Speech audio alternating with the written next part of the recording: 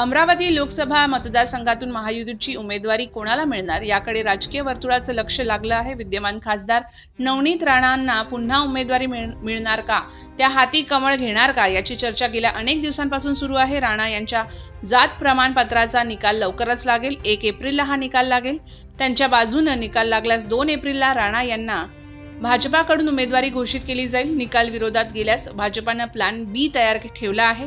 नवनीत राणा यांच्या जात प्रमाणपत्राचं प्रकरण न्यायप्रविष्ट आहे। निकाल विरोधात गेल्यास राणा यांना निवडणूक लढवता येणार नाही, ही शक्यता लक्षात घेऊन भाजपाने पर्याय तयार ठेवले आहेत। प्रसिद्ध उद्योजिका कल्पना सरोज यांच्या नावाचा विचार सुरू आहे। त्या मूळच्या अकोला जिल्ह्यातल्या आहेत।